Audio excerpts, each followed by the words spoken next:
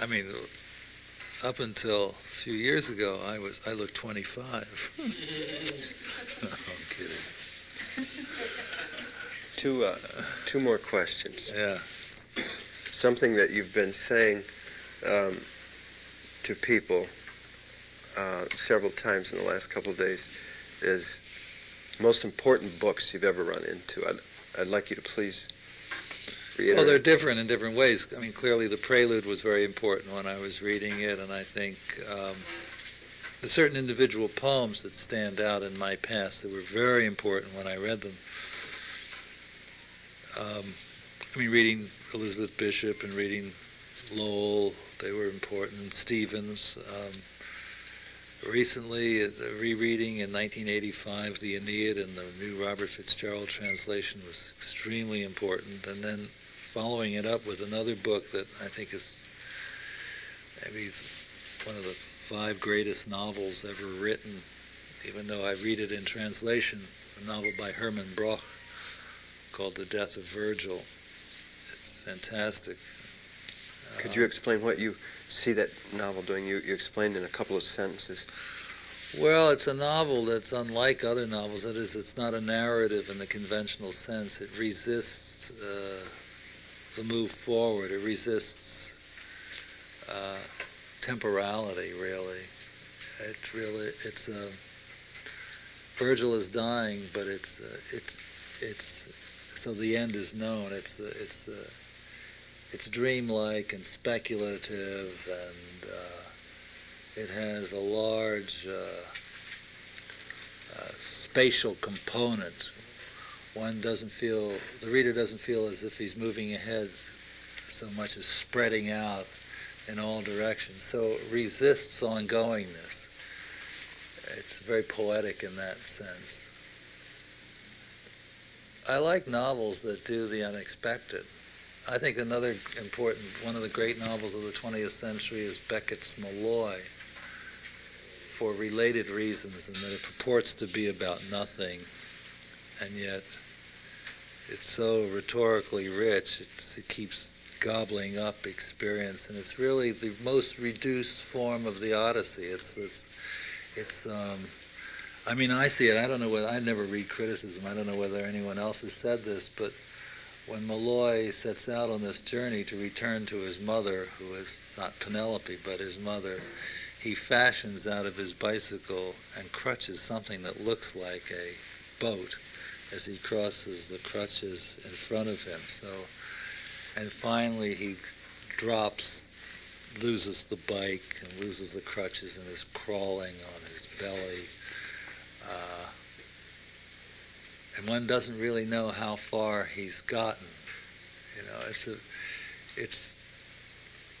it's the shambles of the Odyssey. He's a kind of inverted Ulysses. It's also with absolutely no heroic stature at all. I mean, it's the Odyssey lived in the slime, or carried out in the slime of Ireland. It's also very Irish. I mean, there are many things you can say, but the novel also eats up time rather self-consciously. The pebble exchanges, pocket to pocket. I don't know if you know that. Pages and pages go by, and it's obsessive and wonderful. And well, anyway, I don't want to get one more question. Yeah. What do you want to know that you cannot know?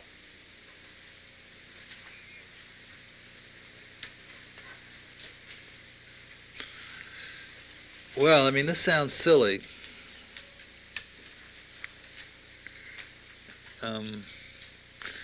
It's so remote and so silly, and it's such a peculiar wish that I don't wish it very often, and I'm not tortured by it at all.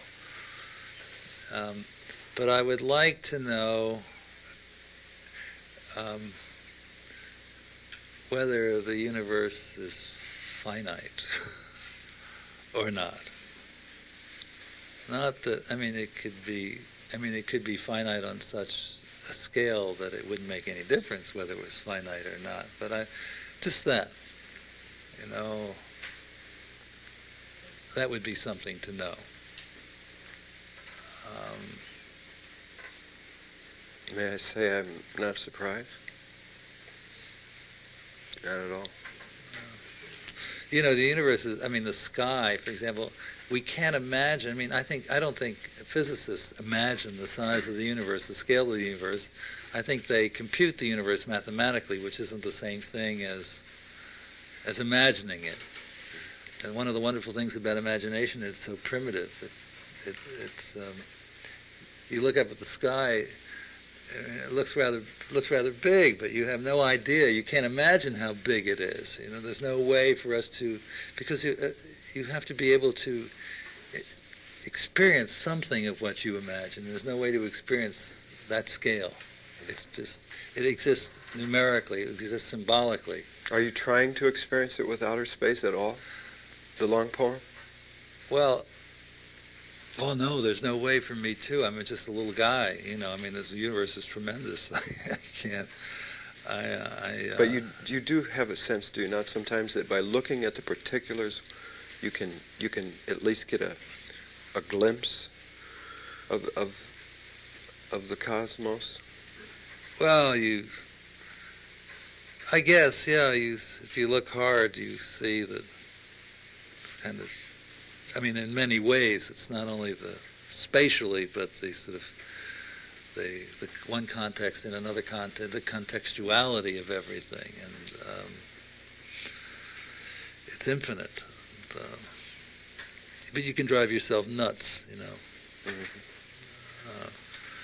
I don't know. My long poem that I'm writing called Outer Space, it's called Outer Space, or a Poem of Our Limitations. It's just that we've, as American poets today, have so written about themselves that they've crowded out space. They've become their own myths. It's become this, I mean, an egotistical sublime on the scale that Wordsworth could never have dreamt. You know,